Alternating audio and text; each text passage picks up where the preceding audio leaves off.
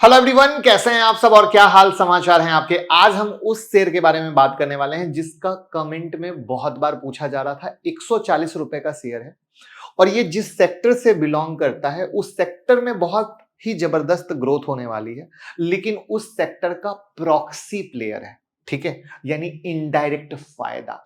हर बार क्या होता है, हम लोग वो डायरेक्ट स्टॉक में जाते हैं लेकिन तब तक वो फट चुका होता है, और जहां इनडायरेक्ट फायदा होता है वो स्टॉक हम कभी नजर ही नहीं डालते हैं। उसमें जो फायदा मिलता है उसकी कोई लिमिट ही नहीं है और आप मिस कर देते हो। तो चलिए शुरू करते हैं। कौन सा शेयर है, क्या फंडामेंटल है, क्या टेक्निकल है, शुरू से लास्ट तक सब कुछ देखेंगे और एक नया विजन देने की कोशिश करेंगे।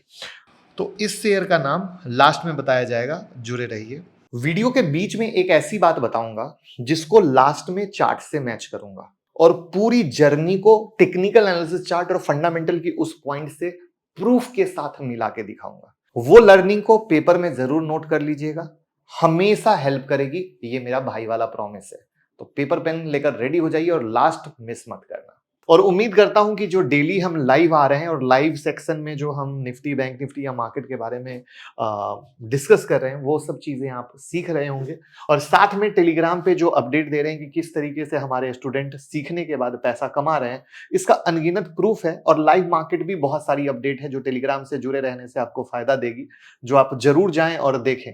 और आपको भी अगर ऐसे ही मुनाफा कमाना है तो आप हमारी stock market master class join कर सकते हो 9708094321 पे कि भैया स्टूडेंट कैसे कमा रहे हैं वैसे ही हमें कमाना है और नुकसान नहीं करना है। कंपनी 1978 से इंडिया की largest high pressure gas cylinder और containing plus storage equipment manufacture है, जिसका यूज नेचुरल गैस, लिक्विड और एयर को स्टोरेज करने के लिए होता है, जिसमें सीएनजी सिलेंडर हो गए, ऑक्सीजन सिलेंडर हो गए, हाइड्रोजन नाइट्रोजन सिलेंडर हो गए, ये सब आता है। जिसकी मैंने ये पीपीटी भी प्रोडक्ट की लगा दी क्योंकि बहुत बार प्रोडक्ट समझ में नहीं आते। तो पीपीटी लगा देने से क्या होता है, आपको प्रोडक्ट डायरेक्ट समझ में आते कि ओके ये काम होता है, राइट। तो ये सारे प्रोडक्ट हो गए, आपके सामने हैं, आप वीडियो को रोक कर भी देख लें किस तरीके से क्या बना रहे हैं, तो आपको बहुत फायदा। तो आपने देख ही लिया, फायर इक्विपमेंट भी बना रहे हैं, मेडिकल इक्विपमेंट भी बना रहे हैं, तो ये बहुत सारी चीजें बना रहे हैं जिसमें यूज हो गया मोटो ऑटोमोबाइल में भी हो गया, एरोस्पेस में भी हो गया, डिफेंस में भी हो गया। तो मेन फोकस क्या हो गया, मेजर फोकस सीएनजी सिलेंडर पे, करेक्ट है। और वहां पर अगर हम देखें तो आप ये देखो कि सिलेंडर बिजनेस से 96.3% का रेवेन्यू आ रहा है। तो मोटा मोटा धंधा, मैंने बोला ना, प्रोडक्ट देखने से आप पूरी फिल्म जमा सकते हो, और वो पूरी फिल्म है कि सिलेंडर से 96.3% का इनको रेवेन्यू आ रहा है। अब सिलेंडर से तो आपने देख लिया 96.3%, लेकिन आपने यहां पर सेक्टर तो अलग अलग देखे। तो अब इसको और तोड़ते हैं, और तोड़ने का मतलब है सीएनजी सिलेंडर से कितना आता है तो 48%, इंडस्ट्रियल सिलेंडर से कितना आता है तो 27%, जंबो सिलेंडर से कितना आता है तो 20%, और नॉर्मल ट्रेडिंग सेल से 5%। सीएनजी सिलेंडर से तो मोटा बिजनेस आ रहा है, बट इंडस्ट्रियल और जंबो में भी इनकी पकड़ बहुत अच्छी है और उसको आगे बढ़ाने की कोशिश में है। तो रेवेन्यू देख लिया। अब आते हैं बहुत इंपॉर्टेंट चीज पर, मार्केट पोजीशन और फ्यूचर आउटलुक। तो इनके जो एसकेयूज हैं वो 200 से ज्यादा है, यानी प्रोडक्ट जो है वैरायटी प्रोडक्ट की वो 200 से ज्यादा है। 25 से ज्यादा कंट्री में काम कर रहे हैं, 150 से ज्यादा क्लाइंट है, ठीक है। और क्लाइंट में आपने समझ ही लिया कि industry, health care, government, defence सबको पकड़े हुए हैं। अब अगर हम ये बात करें कि ये धंधा कितना इंप्रूव हो रहा है, कितना बढ़ रहा है, तो 6% से 15% का हो जाने वाला है नेचुरल गैस का 2030 तक, ठीक है। वहां पर अगर हम बात करते हैं कि भैया सीएनजी का इकोसिस्टम कैसा बढ़ रहा है, तो 2030 तक ये 3.5 से 10.5 मिलियन व्हीकल्स तक जाने वाला है। अब ये तो देख लिया कि ये जिस धंधे में काम करने वाले हैं वो कितना ग्रो करने वाला है, लेकिन अब वो ग्रो करेगा तो क्या अपनी ये कैपेसिटी को ग्रो करेंगे, तो कैपेसिटी एक्सपेंशन का भी इनका प्लान है 0.9 मिलियन सिलेंडर से 1.8 मिलियन सिलेंडर तक बनाने का, जिसमें 6 लाख सिलेंडर इन इंडिया और 2,40,000 सिलेंडर इन यूरोप की कहानी है। तो ये बहुत ही इंपॉर्टेंट था मेरी नजर में, जो आपको समझना जरूरी है। अब थोड़ा सा और डिटेल में घुसते हैं। ये बार बार expanding gas economy, growing CNG ecosystem तो देख लिया, बट थोड़ा सा देखते हैं कि ये और किस तरीके से ग्रो हो रहा है। तो अब हमने इंडिया की गैस इकोनॉमी को लाया यहाँ पर, और 2012-13 से लेकर डेटा हमने 2029 तक का डाला है, और नंबर, एमएमएससी, एमडी, पूरा जो बाइफर्केशन है कि ये प्रॉपर तरीके से ग्रो हो रहा है, इसको और समरी में लाएं तो गैस कंट्रीब्यूशन जो इंडिया का प्राइमरी एनर्जी मिक्स टू जो इंक्रीज होगा वो 11% से 20% तक जाएगा 2030 में, आपके सामने है। ठीक है, वहीं पर एक्सपेंडिंग गैस सिटी डिस्ट्रीब्यूशन है वो किस तरीके से बढ़ता जा रहा है, वो एक बहुत इंपॉर्टेंट है, जिसमें अगेन जो डार्क ग्रीन कलर है वो सीजीडी डिमांड है और जो लाइट ग्रीन कलर है वो आपकी इंडस्ट्रियल डिमांड है, और दोनों ही डिमांड लगातार बढ़ने वाली है। अगर हम गैस इंफ्रास्ट्रक्चर एबिलिटी देखें कि भैया अक्रॉस कंट्री किस तरीके से डिमांड है, जो हमारा देश नॉर्थ साउथ ईस्ट वेस्ट में अगर बांटोगे तो आप देखोगे कि हर जो किनारा है देश का, चाहे साउथ हो चाहे नॉर्थ हो, हर तरफ डिमांड बढ़ने वाली है। कोई एक फोकस ऐसा नहीं है कि एक ही स्टेट पकड़ के कहानी रहेगी, और वहां पर भैया बढ़ेगा क्यों, तो स्ट्रांग पॉलिसी है। सर कोई सेक्टर तब ग्रोथ करता है जब सरकार की भी पॉलिसी आती है, तो infrastructure development, economic consideration, environmental concern, right, और डोमेस्टिक गैस प्रोडक्शन, जिसमें one nation one gas grid, BS6 implementation, vehicle scrappage policy, ये सब मिलकर इसको बहुत ही फायदा देने वाली है। और इंडिया की CNG इकोनॉमी में आप देखें तो अगेन ये एक बहुत इंपॉर्टेंट डेटा है, जिसको आप, मैं तो कहूंगा, वीडियो रोक कर थोड़ा सा देखने की कोशिश करें, जिससे सिर्फ इस शेयर को नहीं, आप ऐसे कई प्रॉक्सी शेयर को कैसे देखते हैं, कैसे सोचते हैं, मतलब आप किसी दूसरे सेक्टर के प्रॉक्सी प्लेयर में अगर आप जा रहे हैं तो उसको कहां से कैसे देखेंगे, वो आपको बहुत ही ज्यादा हेल्प करेगी। अब हम आपको दिखाते हैं कंपनी के रिजल्ट और अदर फंडामेंटल फैक्टर। तो अदर फंडामेंटल फैक्टर से पहले सीधा आते हैं रिजल्ट पे, जहां पे अगर आप देखोगे तो दिसंबर 2023 और मार्च 2024 यानी हमने क्वार्टर रिजल्ट लेने की कोशिश की है।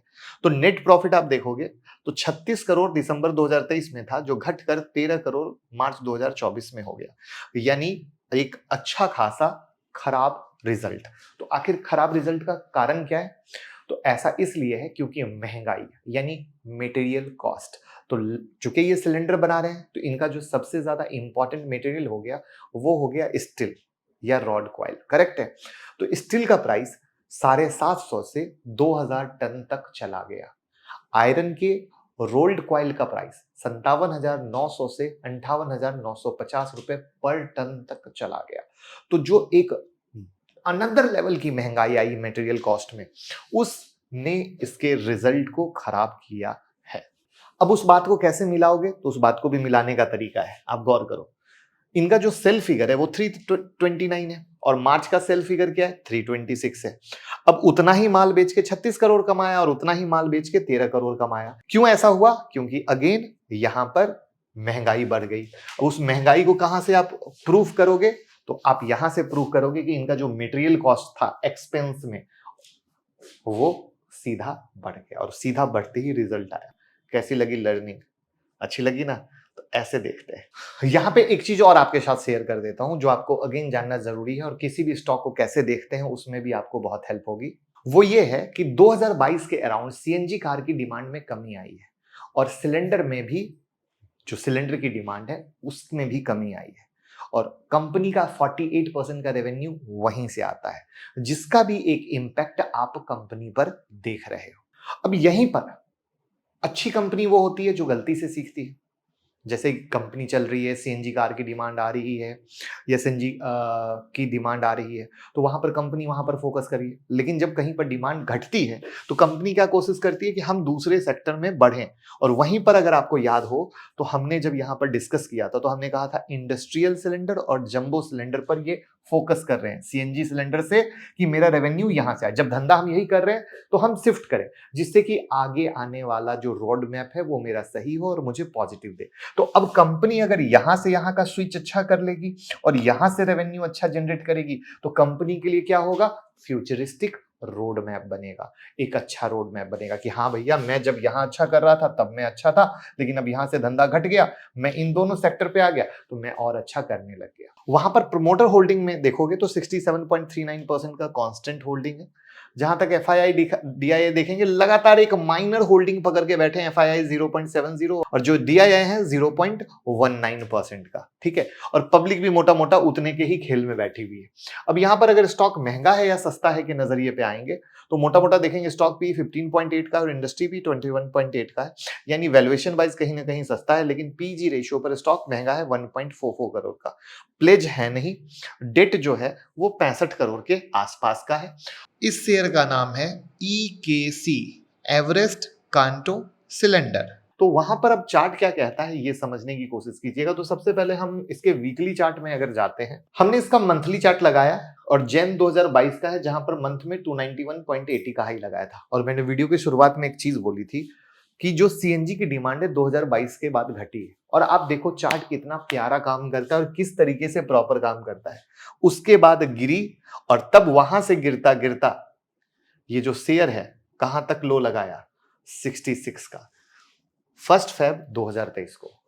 तो चार्ट और फंडामेंटल हमेशा काम करते हैं, बस आपको सही इंफॉर्मेशन रीड करने आना चाहिए कि जिस कंपनी के हम शेयर खरीद रहे हैं उसकी मार्केट में डिमांड कितनी है, डिमांड है भी या नहीं है। क्योंकि अगर डिमांड है तो शेयर परफॉर्म करेगा, लेकिन रियल मार्केट में डिमांड घट जाएगी तो शेयर परफॉर्म नहीं करेगा, फिर कहीं ना कहीं वो फर्जी मूव दे रहा है।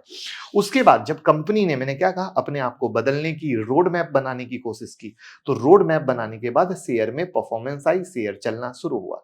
फिर कंपनी के रिजल्ट खराब आए तो शेयर गिरा, जिसको आप वीकली चार्ट से समझने की कोशिश कीजिए, राइट। और अभी तक अगर आप एक एंगल से देखने की कोशिश करो तो चार्ट क्या है, पूरा का पूरा साइडवेज जोन में पड़ा हुआ है। तो साइडवेज जोन में क्यों पड़ा हुआ है? क्योंकि सिर्फ रोड मैप से कहानी नहीं बनती है, सच में कुछ करके दिखाने से कहानी बनती है। तो दिस इज द पार्ट जहां पे हम अच्छा बुरा सब देखते हैं। क्योंकि प्रॉब्लम क्या होती है, जब भी कोई वीडियो बनाओ लोगों को लगता है बाय सेल की एडवाइस दी जा रही है, जबकि हम हमेशा सिक्के के दोनों पहलू दिखाते हैं, जिससे आपको एक पूरी फिल्म देखने को मिल सके कि आखिर किसी स्टॉक को कैसे रीड करते हैं। और तब वहां पे अगर आप चार्ट पे देखोगे तो ये एक वो टॉप है जहां से गिरा, फिर वो टॉप है जहां से गिरा, फिर वो टॉप है जहां से गिरा। तो ये एक पूरा का पूरा रेसिस्टेंस लेवल यहां पर क्रिएट होने की कोशिश में है 145 के करीब में, जो 145-48 के ऊपर में कहीं मूवमेंट को बताने की कोशिश करता है कि अगर हम इससे निकलते हैं तो एक मूव देख सकते हैं। बट ये सब टेक्निकल की कहानी है। लॉन्ग टर्म कहानी में कहीं ना कहीं कंपनी को कुछ सच में कुछ अच्छा करके दिखाना होगा, कुछ बेहतर वे में आना पड़ेगा, तब वो एक अच्छा लॉन्ग टर्म में बिहेव कर सकती है। तो कैसी लगी नई लर्निंग, कमेंट में बताइए और लोगों के साथ शेयर कर दीजिए।